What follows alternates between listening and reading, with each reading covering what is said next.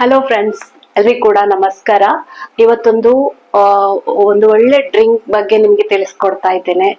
ಅದು ತುಂಬಾ ಹೆಲ್ದಿ, ಹಾಗೆ ಅದರಿಂದ ಏನೆಲ್ಲ ಬೆನಿಫಿಟ್ ಇದೆ ಅನ್ನೋದನ್ನ ಅದರಲ್ಲಿ ನಾನು ಹೇಳ್ತೇನೆ. ಫಸ್ಟಿಗೆ ಯಾಕೆ ಅಂತ ಹೇಳಿದ್ರೆ, ಈ ಒಂದು ಟೆನ್ಷನ್ ಅಥವಾ ಯಾಂತ್ರಿಕ ಯುಗ ಅಂತ ಹೇಳ್ಬೋದು. ಈಗ ಹೋಗುದು, ಕೆಲಸ ಮಾಡುದು, ಬರುದು, ಎಷ್ಟೊತ್ತಿಗೆ ನೋಡಿದ್ರು ಬಿಸಿ, ಟೆನ್ಷನ್, ಒತ್ತಡ, ಸ್ಟ್ರೆಸ್, ಇಂಥದೆಲ್ಲ ಸಮಸ್ಯೆಗಳನ್ನ ನಾವು ಎದುರಿಸ್ತಾ ಇರ್ತೇವೆ. ಇಂಥ ಟೈಮಲ್ಲಿ ನಮಗೆ ನಮ್ಮ ಆರೋಗ್ಯ ಒಳ್ಳೇದಾಗಿರ್ಬೇಕು, ಚೆನ್ನಾಗಿರ್ಬೇಕು ಅಂತ ಹೇಳಿದ್ರೆ ಮೇನ್ ಬೇಕಾಗಿರುವಂತದ್ದು ನಿದ್ದೆ ಅಲ್ವಾ. ನೆಮ್ಮದಿಯಲ್ಲಿ ನಾವು ನಿದ್ದೆಯನ್ನ ಮಾಡ್ಕೊಳ್ಬೇಕು. ನಿದ್ದೆ ಮಾಡ್ಬೇಕು ಅಂತಾದ್ರೆ ಮೈನ್ ಬೇಕಾದ್ದು ಮೈಂಡ್ ಸ್ವಲ್ಪ ಫ್ರೀ ಆಗಿರ್ಬೇಕು. ನಿದ್ದೆ ಅಂದ್ರೆ ಕೆಲವೊಮ್ಮೆ ಏನಾಗತ್ತಂತ ಹೇಳಿದ್ರೆ, ನಾನು ಅನುಭವಿಸಿದ್ದು ಆಗಿರ್ಬೋದು, ನಿಮಗೆ ಕೂಡ ಇದು ರಿಲೇಟೆಡ್ ಆಗ್ಬೋದು ಅಂತ ಅನ್ಕೊಳ್ತೇನೆ. ನಾವ್ ಅನ್ಕೊಳ್ತೇವೆ ಬೇಗ ಮಲಗ್ಬೇಕು, ಮರುದಿವ್ಸ ಆ ಕೆಲ್ಸ ಇದೆ, ಈ ಕೆಲ್ಸ ಇದೇವೆ ಅಂತ ಅನ್ಕೊಂಡು ಬೇಗ ಮಲಗಿ ನಾಳೆ ಬೆಳಿಗ್ಗೆ ಬೇಗ ಹೇಳ್ಬೇಕು. ಪ್ರತಿಯೊಂದು ನಾವು ಪ್ಲಾನ್ ಮಾಡ್ತೇವೆ. ಯಾಕೆಂದ್ರೆ ಬೇಗ ಮಲಗ್ಬೇಕು, ಇಲ್ಲಾಂದ್ರೆ ನಾಳೆ ನಮ್ಗೆ ಹೋಗ್ಲಿಕ್ಕೆ ಕಷ್ಟ ಆಗ್ತದೆ, ನಾಳೆ ಹೇಳ್ಲಿಕ್ಕೆ ಕಷ್ಟ ಆಗ್ತದೆ, ನಾಳೆ ಆ ಕೆಲಸ ಮಾಡ್ಲಿಕ್ಕೆ ಕಷ್ಟ ಆಗ್ತದೆ. ನಾವು ಅಂತ ಮಾತನ್ನು ತುಂಬಾ ಜನರ ಬಾಯಲ್ಲಿ ಕೇಳಿದ್ದೇವಲ್ಲ, ನಾವು ಮನೆಯಲ್ಲಿ ಮಾತಾಡ್ತಾ ಇರ್ತೇವೆ.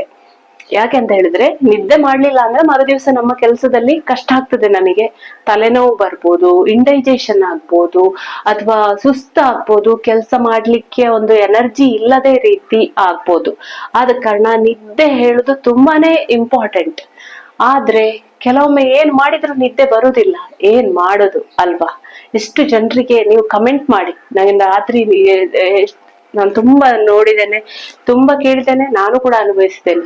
ಏನೇ ನಿದ್ರೆ ಮಾಡ್ಬೇಕು ಅಂತ ಅನ್ಕೊಂಡ್ರು ಎಷ್ಟು ಹೊತ್ತು ಮಲಗಿದ್ರು ನಿದ್ರೆ ಬರುದಿಲ್ಲ, ಏನು ಮಾಡಿದ್ರು ನಿದ್ರೆ ಬರುದಿಲ್ಲ. ಬೆಡ್ ಅಲ್ಲಿ ಹೊರಳಿ ಹೊರಳಿ ಹೊರಳಿ ಎಷ್ಟೋ ಹೊತ್ತಾದ್ಮೇಲೆ ನಿದ್ದೆ ಬರ್ತದೆ. ಆದ್ರೆ ಅದು ಒಂದು ಒಳ್ಳೆ ನಿದ್ದೆ ಅಂತ ಆಗುದಿಲ್ಲ. ಲೇಟ್ ನೈಟ್ ನಿದ್ದೆ ಮಾಡಿದ್ರೆ ಬೆಳಿಗ್ಗೆ ಹೇಳುವಾಗ ಒಂಥರ ಒಂದು ಕಂಪ್ಲೀಟ್ ನಿದ್ದೆ ಆಯ್ತು ಅಂತೇಳಿ ಅನ್ಸುದಿಲ್ಲ. ತುಂಬಾನೇ ಸುಸ್ತು ಎಲ್ಲ ಕಾಣಿಸ್ತದೆ. ಅದಕ್ಕೆ ನಾನು ಒಂದು ರೆಮಿಡಿಯನ್ನ ಕಂಡುಕೊಂಡಿದ್ದೇನೆ. ಸುಮಾರು ದಿನಗಳಿಂದ ಕುಡಿತಾ ಇದ್ದೇನೆ. ನಂಗೀಗ ಒಳ್ಳೆ ನಿದ್ರೆ ಬರ್ತಾ ಉಂಟು. ಅದು ಯಾವ ರೀತಿ ಆ ಡ್ರಿಂಕ್ ಅನ್ನ ಮಾಡುದು ಅಂತ ಹೇಳಿ ತಿಳಿಸ್ತೇನೆ. ಆ ಡ್ರಿಂಕ್ ಅನ್ನ ಮಾಡ್ಲಿಕ್ಕೆ ಮೊದಲನೇದಾಗಿ ಬೇಕು ಅಂತ ಹೇಳಿದ್ರೆ ಒಂದು ಹಳದಿ ಪೌಡರ್. ಈ ಹಳದಿ ಪೌಡರ್ ಅನ್ನ ಯೂಸ್ ಮಾಡೋದ್ರಿಂದ ತುಂಬಾನೇ ಬೆನಿಫಿಟ್ ಇದೆ ನಮ್ಮ ಆರೋಗ್ಯಕ್ಕೆ. ಇದು ಒಂದು ಹಳದಿ ಪೌಡರ್. ಇನ್ನೊಂದು ತುಪ್ಪ ಕೂಡ ತುಂಬಾನೇ ಒಳ್ಳೇದು ಆರೋಗ್ಯಕ್ಕೆ. ಡಯಟ್ ಅಲ್ಲಿ ತುಪ್ಪನ ಬಳಸಬಾರ್ದ ಅಂತ ಹೇಳಿ ತುಂಬಾ ಗೊಂದಲಗಳಿರ್ತದೆ. ಆದ್ರೆ ತುಪ್ಪನ ಬಳಸ್ಬೋದು. ಯಾಕೆ ಅಂತ ಹೇಳಿದ್ರೆ, ತುಪ್ಪ ಒಂದು ಒಳ್ಳೆ ಹೆಲ್ದಿ ಫ್ಯಾಟ್, ಹಾಗೆ ಅದರಲ್ಲಿ ನಮ್ಮ ಒಂದು ಮೈಂಡಿಗೆ ರಿಲ್ಯಾಕ್ಸ್ ಕೊಡುವಂತ ಅಂಶ ಕೂಡ ಇದೆ. ಹಾಗೆ ನಮ್ಮಲ್ಲಿ ಅಂತ ಹೇಳೋದು ಇಮ್ಯುನಿಟಿ ಬೂಸ್ಟ್ ಅನ್ನ ಮಾಡುತ್ತೆ, ಯಾವುದೇ ಕಾಯಿಲೆ ಬರದ ಹಾಗೆ ಹಳದಿ ಕೂಡ ಹಾಗೆ ನಮ್ಮ ಇಮ್ಯುನಿಟಿ ಬೂಸ್ಟರ್ ಆಗಿ ಕೆಲಸ ಮಾಡ್ತದೆ. ಈ ಎರಡು ವಸ್ತುಗಳನ್ನ ಉಪಯೋಗಿಸ್ಕೊಂಡು ನಾನಿವತ್ತೊಂದು ಡ್ರಿಂಕ್ ಅನ್ನ ಮಾಡ್ತಾ ಇದ್ದೇನೆ. ಹಾಗೆ ನಿಮಗೆ ಈ ಒಂದು ಎರಡು ವಸ್ತುಗಳು ಮನೆಯಲ್ಲಿ ಇರ್ತದೆ ಮಾಮೂಲಿಯಾಗಿ. ಅದರಲ್ಲೂ ಕೂಡ ತುಪ್ಪ, ಒಳ್ಳೆ ಶುದ್ಧ ತುಪ್ಪ ನೀವು ಮನೆಯಲ್ಲಿ ಮಾಡಿದ್ದಾಗಿರ್ಬೋದು, ಅಥವಾ ಆರ್ಗ್ಯಾನಿಕ್ ಸಿಗೋದಾದ್ರೆ ಆರ್ಗ್ಯಾನಿಕ್ ತುಪ್ಪನ ಬಳಸಿ. ಇದು ಆರೋಗ್ಯಕ್ಕೆ ತುಂಬಾನೇ ಒಳ್ಳೇದು. ಹಾಗೆ ಆರ್ಗ್ಯಾನಿಕ್ ಹಳದಿ ಪೌಡರ್ ಅನ್ನೇ ಯೂಸ್ ಮಾಡಿ ಅಂತ ಹೇಳ್ತೇನೆ ನಾನು. ಯಾಕೆಂದ್ರೆ ನಿಮಗೆ ಅದರಿಂದ ರಿಸಲ್ಟ್ ಬರಬೇಕು ಅಂತ ಹೇಳಿದ್ರೆ ಆರ್ಗ್ಯಾನಿಕ್ ಪೌಡರ್ ನಿಮಗೆ ಕೆಲವು ಅಂಗಡಿಗಳಲ್ಲಿ ಸಿಗ್ಬೋದು. ಎಲ್ಲೂ ಸಿಗ್ಲಿಲ್ಲ ಅಂದ್ರೆ ಆನ್ಲೈನ್ ಅಲ್ಲಿ ಸಿಗ್ತದೆ. ಆನ್ಲೈನ್ ಅಲ್ಲಿ ನೀವು ಇದನ್ನ ಪರ್ಚೇಸ್ ಮಾಡ್ಬೋದು. ತುಂಬಾ ರೇಟ್ ಏನಿಲ್ಲ. ಹಳದಿ ಪೌಡರ್ನ ಯಾರು ಬೇಕಾದ್ರೂ ಪರ್ಚೇಸ್ ಮಾಡ್ಬೋದು. ಆನ್ಲೈನ್ ಅಲ್ಲಿ, ಅಮೆಝಾನ್ ಅಲ್ಲಿ ಎಲ್ಲ ಸಿಗ್ತದೆ. ಈಗ ಇದನ್ನ ಡ್ರಿಂಕ್ ಮಾಡೋದು ಹೇಗೆ ಅಂತ ಹೇಳಿ ನೋಡುವ ಬನ್ನಿ.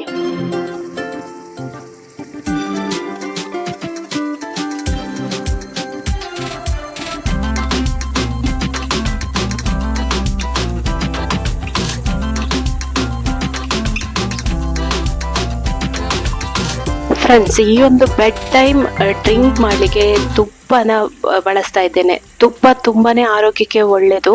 ಹಾಗೆ ತುಪ್ಪದಿಂದ ನಿಮ್ಮ ಇಮ್ಯುನಿಟಿ ಕೂಡ ಬೂಸ್ಟ್ ಆಗ್ತದೆ, ನಿಮಗೆ ರಾತ್ರಿ ನಿದ್ದೆ ಕೂಡ ಚಂದ ಬರ್ತದೆ.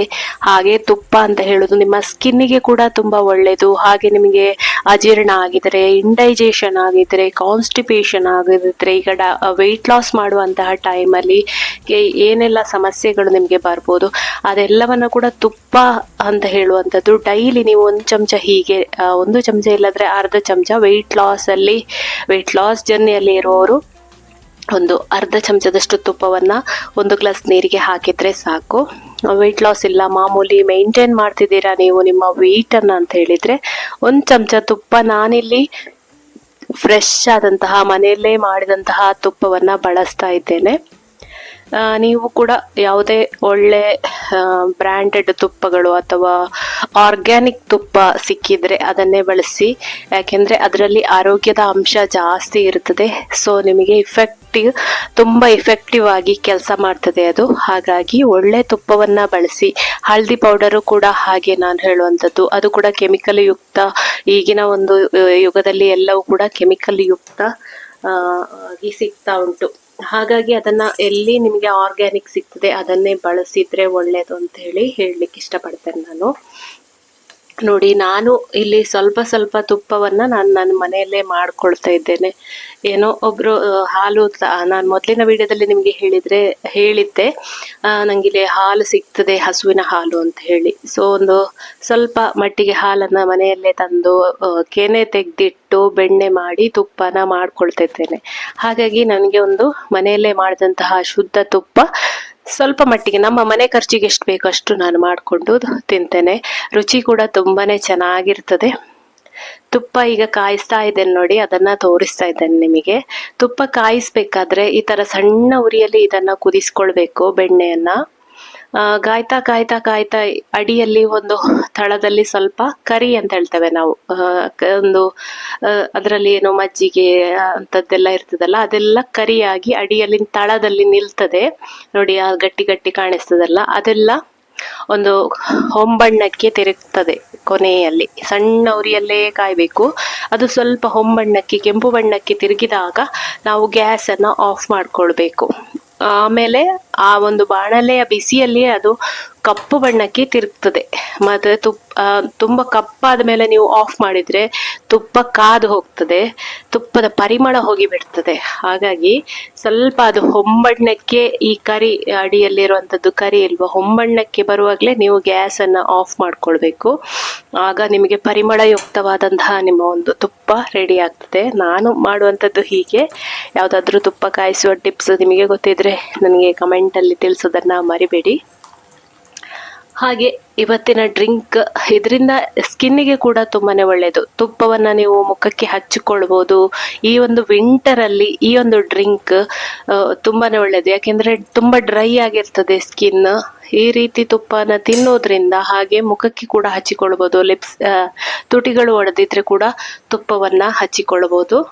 ತುಪ್ಪ ಅಷ್ಟು ಅದರಲ್ಲಿ ಆರೋಗ್ಯಕರವಾದಂತಹ ಅಂಶ ಇದೆ ನೋಡಿ. ಈಗ ತುಪ್ಪ ಹೊಂಬಣ್ಣಕ್ಕೆ ಬಂದಿದೆ ಅದರ ಕರಿ. ಅಲ್ಲಿಗೆ ನಾನು ಗ್ಯಾಸನ್ನು ಆಫ್ ಮಾಡ್ಕೊಳ್ತೇನೆ. ಇನ್ನೊಂದು 5 ನಿಮಿಷ ಬಿಟ್ಟರೆ ನಮಗೆ ಅದನ್ನು ಆರಿಸ್ಕೊಳ್ಬೋದು, ತುಪ್ಪ ರೆಡಿ ಆಗ್ತದೆ. ಹಾಗಾಗಿ ಫ್ರೆಂಡ್ಸ್, ಇವತ್ತಿನ ಒಂದು ಬೆಡ್ ಟೈಮ್ ಡ್ರಿಂಕಲ್ಲಿ ನಾನು ಈ ಒಂದು ತುಪ್ಪವನ್ನು ಬಳಕೆ ಮಾಡ್ತಾ ಇದ್ದೇನೆ. ಹಾಗೆ ಹಳದಿ ಪೌಡರ್ನ ಯೂಸ್ ಮಾಡ್ಕೊಳ್ತಿದ್ದೇನೆ. ಹಾಗೆ ಪೆಪ್ಪರ್ ಪೌಡರ್ ಕೂಡ ನಮಗೊಂದು ಇಮ್ಯುನಿಟಿ ಬೂಸ್ಟ್ ಮಾಡ್ತದೆ. ಈ ವಿಂಟರಲ್ಲಿ ಸ್ಪೆಷಲಿ ಆಗಿ ನಮಗೆ ಶೀತ, ಕೆಮ್ಮು, ಕಫ ಅಂತದನ್ನೆಲ್ಲ ಈ ಒಂದು ಈಗ ಈ ಡ್ರಿಂಕ್ ಅನ್ನ ಹೇಗ್ ಮಾಡೋದು ಅಂತ ಹೇಳಿ ನೋಡುವ.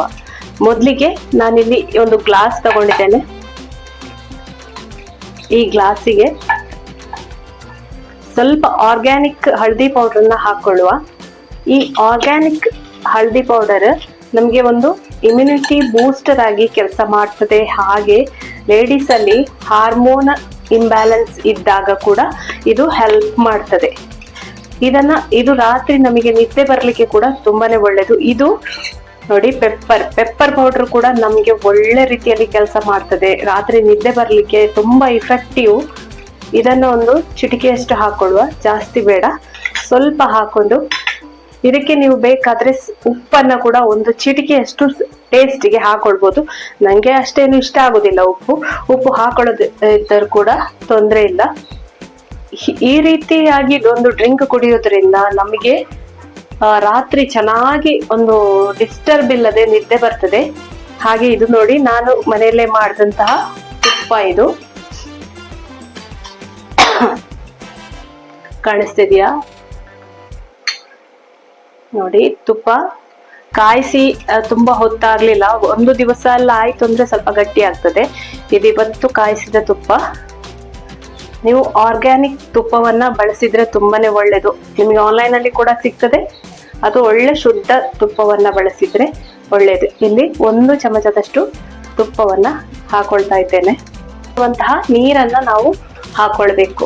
ಈ ಒಂದು ಡ್ರಿಂಕ್ ಅಷ್ಟು ಒಂದು ಒಳ್ಳೆ ರೀತಿಯಲ್ಲಿ ಕೆಲಸ ಮಾಡ್ತದೆ. ನೋಡಿ, ನೀರು ಕುದಿತಾ ಉಂಟು. ಇದನ್ನ ಈಗ ಹಾಕೊಳ್ಳುವ.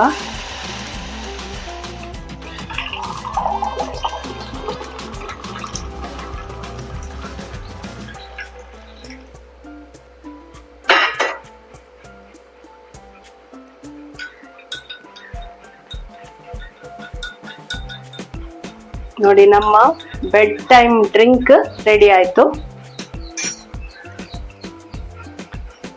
ಈ ರೀತಿ ನೀವು ಡೈಲಿ ಒಂದು 21 ಡೇಸ್ ಈ ರೀತಿ ಕುಡೀರಿ. ಈ ರೀತಿ ಕುಡಿಯೋದ್ರಿಂದ ನಿಮ್ಗೆ ಎಷ್ಟು ಚೆನ್ನಾಗಿ ನಿದ್ದೆ ಬರ್ತದೆ, ಹಾಗೆ ನಿಮ್ಮ ಒಂದು ಇಮ್ಯುನಿಟಿ ಬೂಸ್ಟ್ ಆಗ್ತದೆ. ಅದೇ ರೀತಿ ಏನ್ ಹೇಳುವಂಥದ್ದು, ವೆಯ್ಟ್ ಲಾಸಿಗೆ ಕೂಡ ತುಂಬಾನೇ ಹೆಲ್ಪ್ ಆಗ್ತದೆ ಇದು. ಹಾಗೆ ಕಾನ್ಸ್ಟಿಪೇಷನ್ ಇದ್ದಾಗ, ಮತ್ತೆ ನಿಮ್ಗೆ ಕೆಲವರಿಗೆ ಬ್ಲೋಟಿಂಗ್ ಸಮಸ್ಯೆ ಇರ್ಬೋದು, ಹೊಟ್ಟೆ ಉಬ್ಬರ, ಗ್ಯಾಸ್ಟ್ರಿಕ್, ಹೊಟ್ಟೆ ನೋವಾದಾಗೆ ಆಗೋದು, ಇಂಡೈಜೆಷನ್, ಕರಗದೆ ಇರುವಂಥದ್ದು, ಸ್ಟ್ರೆಸ್ ಎಲ್ಲವೂ ಕೂಡ ರಿಲ್ಯಾಕ್ಸ್ ಆಗ್ತದೆ ಈ ಒಂದು ಡ್ರಿಂಕ್ ಇಂದ. ತುಂಬಾನೇ ಬಿಸಿ ಇದೆ, ಸ್ವಲ್ಪ ತಣ್ಣಗಾದ ಮೇಲೆ ಕುಡಿಬಹುದು. ಈ ಒಂದು ಡ್ರಿಂಕ್ ಅನ್ನ ಈ ರೀತಿ ಕುಡಿಲಿಕ್ಕೆ ಆಗೋದಿಲ್ಲ ಅಂತ ಇದ್ರೆ, ನೀವು ಇದಕ್ಕೆ ಒಂದು ಅರ್ಧ ಗ್ಲಾಸ್ ಅಷ್ಟು ಹಾಲನ್ನ ಸೇರಿಸಿಕೊಂಡು ಕೂಡ ಕುಡಿಬಹುದು. ಬರೇ ನೀರಲ್ಲಿ ಇದು ಟೇಸ್ಟ್ ಆಗೋದಿಲ್ಲ, ಕುಡಿಲಿಕ್ಕೆ ಕಷ್ಟ ಆಗ್ತದೆ ಅಂತ ಹೇಳಿದ್ರೆ ನೀವು ಇದಕ್ಕೆ ಹಾಲನ್ನ ಸೇರಿಸ್ಕೊಂಡು ಕೂಡ ಕುಡಿಬಹುದು. ನಾನು ಇದನ್ನ ಹೇಗೆ ಅಂತ ಹೇಳಿ ತೋರಿಸ್ತೇನೆ. ನೋಡಿ, ಇದರಲ್ಲಿ ಇದ್ದ ಅರ್ಧವನ್ನ ಇಲ್ಲಿ ಇದಕ್ಕೆ ಹಾಕೊಂಡೆ. ಹಾಗೆ ಸ್ವಲ್ಪ ಹಾಲನ್ನ ತಗೊಂಡಿದ್ದೇನೆ. ಈ ಹಾಲನ್ನ ಇದಕ್ಕೆ ಹಾಕೊಳ್ಳುವ.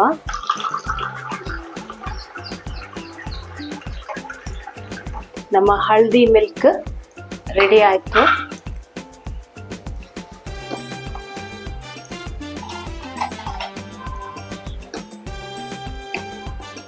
ಹಾಗೆ ಸ್ವಲ್ಪ ಹಳದಿ ಪೌಡರ್ ಬೇಕಾದ್ರೆ ಸೇರಿಸ್ಕೊಳ್ಬಹುದು.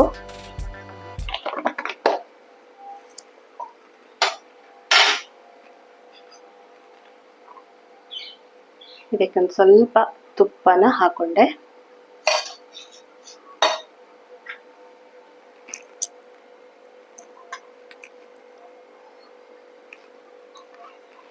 ಹಾಗೆ ಚಿಟಿಕೆಯಷ್ಟು ಪೆಪ್ಪರ್ ಪೌಡರ್. ಇದನ್ನ ಮಿಕ್ಸ್ ಮಾಡ್ಕೊಳ್ಳಿ.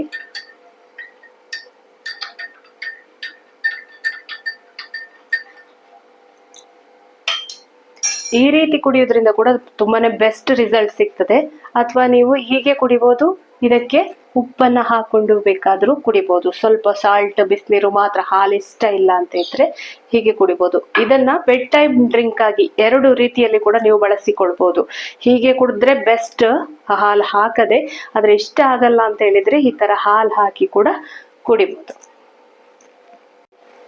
ಫ್ರೆಂಡ್ಸ್, ನೋಡಿದ್ರಲ್ಲ ವಿಡಿಯೋ, ಈ ಹಳದಿ ಮಿಲ್ಕ್ ಅನ್ನ ಹೇಗ್ ಮಾಡೋದು ಅಂತ ಹೇಳಿ. ಈ ರೀತಿ ಒಂದು ನೀವು 21 ಡೇಸ್ ಈ ಚಾಲೆಂಜ್ ಅನ್ನ ತಗೊಳ್ಳಿ. 21 ಡೇಸ್ ಕುಡೀರಿ.